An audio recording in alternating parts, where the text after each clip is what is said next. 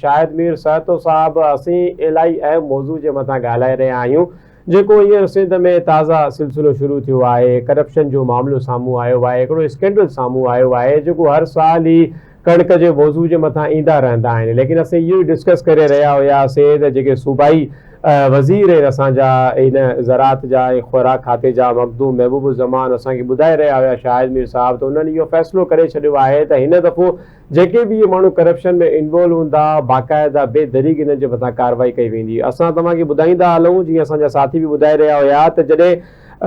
Director food अलादीनो Channo साहब जी committee पारां physical verification जो छापो हयो वियो पिपरी गोदाम ते, लांडी गोदाम ते, त जेको पिपरी 1 जी गोदाम आहे उतां 1,09,935 बोरियूं, पिपरी 2 मां 2,36,243 बोरियूं ऐं इन तरीक़े सां पिपरी 4 गोदाम मां 9,833 बोरियूं जेको आहे उहो कणिक जूं गायब मिलियूं। ऐं इन सां गॾोगॾु लांडी में जेकॾहिं असां अचूं त उते असां वटि 1,25,169 लांडी 3 मां ऐं लांडी 2 वारी जेका गोदाम आहे उन मां 2,207 ऐं लांडी 1 जी जेका गोदाम आहे उन मां 3,85,380 बोरियूं जेको आहे उहो फिज़िकल वेरिफिकेशन जे दौरान ग़ाइब मिलियूं आहिनि। उन्हनि जो को वजूद न आहे ज़मीन जे मथां। हाणे उन जे मथां जेको बि रिस्पॉन्स अचे त उहा कणिक कूड़ा खाई विया, उन कणिक में मिलावट थी वई, उहा कणिक ख़राब थी वई। लेकिन तव्हां ॾिसो हे जेको सॼो नुक़सानु आहे इहो हींअर असांजे ख़ज़ाने जे मथां जेको पए थो पियो इहो 13,29 करोड़ रुपयनि जी मालियत जो ठहे थो पियो। यानी कि हे उहा रक़म आहे जेका मतिलबु असांजे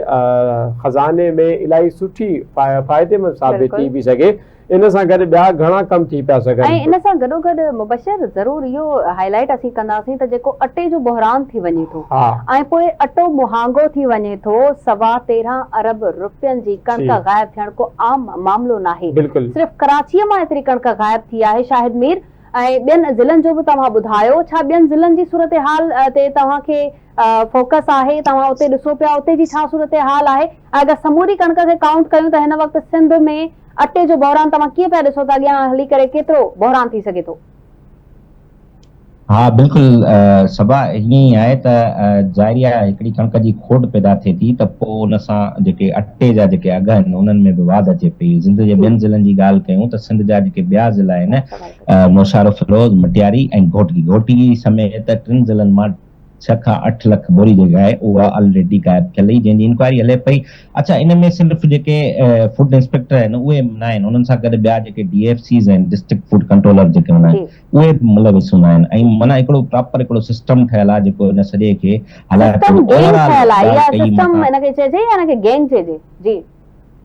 इहो हिकिड़ो सिस्टम गैंग ई चई सघिजे थो, छाकाणि त ओवरऑल हिन वक़्तु ताईं 30 अरब रुपयनि जी मां तव्हांखे अंग अखर ॿुधाया त 30 अरब रुपयनि जी जेका कणिक आहे उहा सिंध मां मुकमल तौर जेका आहे उहा गुम थी वई आहे। ख़बर ई न आहे त उहा खाई विया, माण्हू खाई विया, केरु खाई वियो, का ख़बर न आहे। पर हाणे उन सां जेके असर पवंदा उन सां हिकिड़ो त वॾे में वॾो असर इहो पवंदो त सिंध जो जेको ख़ुराक खातो आहे, जेको सिंध जी का रीढ़ जी हॾी आहे कणिक, हिन वक़्तु सिंध में तमामु बम्पर फसल जेको आहे कणिक जो लथो आहे। अगरि हिन वक़्तु इहो अगरि सिंध में कणिक जो बम्पर फसल न लहे हा त मां सम्झां थो अटे जे अघनि में तमामु घणी वाध नज़र अचे हा। पर पोइ बि कराची जी अगरि ॻाल्हि कजे ॿियनि हंधनि ते, सिंध में ॿियनि हंधनि ते अटे वठण जे लाइ माण्हू परेशान न आहिनि, छाकाणि त उते हिन वक़्तु कणिक जो बम्पर फसल ख़ासि करे विचोली सिंध, नौशारो फिरोज़, नवाबशाह, खैरपुर, लाड़काणो, दादू ऐं ॿिया जेके इलाइक़ा आहिनि सिंध जा, उते हिन वक़्तु तमामु वॾो बम्पर फसल कणिक जो जेको आहे उहो लही चुको आहे, जंहिंजे करे कुझु जेके माण्हुनि ते असर जेके आहिनि उहे घटि नज़र अचनि पिया। पर कराची जी ॻाल्हि कयां मां तव्हां सां त कराची जो जेको हिन वक़्तु सूरत हाल आहे कराची डिवीज़न जी, कराची डिवीज़न में अटे जो जेको अघु आहे उहो बरक़रार आहे। 800 खां 750 खां वठी रेट शुरू थियनि था, 750 खां वठी 800 1000 ताईं मल्टीग्रीन अटे ताईं जेके रेट आहिनि उहे तव्हांखे अगरि ॿुधाइजनि त किथे जेको आहे 750 रुपया रेट आहे, किथे 778 रुपया रेट आहे, त किथे वरी 780 रुपया, त किथे 800, त किथे मल्टीग्रीन अटो जेको आहे उहो तव्हांखे तक़रीबन माना 1000 रुपए ताईं मिली वेंदो, छो जो जेके नंढियूं चकियूं आहिनि उन्हनि खे त उन्हनि जो जेको हिसो पती आहे, हालांकि खुराक खाते जी तरफ़ां हिकिड़ी मुक़ररु कयल हिकिड़ी कोटा हूंदी आहे, कोटा तहत उन्हनि खे कणिक ॾिनी वञे। हाणे उन्हनि खे ख़बर आहे त कणिक आहे ई कोन, कोटा केरु ॾे, ज़ाहिर आहे ही वापारियुनि खां ख़रीद कंदा, वापारी जेको आहे उहो पंहिंजे अघ में उन्हनि खे अगरि ॾेई सघे थो कणिक, ज़ाहिर आहे हिकिड़ो वापारी आहे उहो इन्वेस्ट करे थो, उहो त पंहिंजे अघ ते ई विकिणो कंदो। हाणे उहो जेका वापारियुनि खां कणिक वठनि था उहा माण्हुनि खे खाराइनि था ऐं उन कणिक जो जेको अघु आहे उहो तव्हांखे ख़बर आहे। अच्छा, ॿी तव्हां सां मां ॻाल्हि कयां त असां वटि कणिक जी जेका आहे हदबंदी थींदी आहे, हिकिड़ी सरहद ठाही वेंदी आहे। बाबा सिंध जा जेके सरहदुनि वारा इलाइक़ा आहिनि उन्हनि मां जेका कणिक आहे उहा ॿाहिरि न वञे, पर अफ़सोस सां खुड खातो पाण हेॾे हिक पासे करप्शन करे पियो, ॿिए पासे सिंध जी जेका कणिक आहे उहा मुख़्तलिफ़ सूबनि में जेका आहे उहा दरामद थिए पई ऐं हितां निकिरे पई कणिक, उहा वञे पई उन्हनि सूबनि में। ऐं वॾे में वॾी ॻाल्हि मां तव्हांखे ॿुधायां त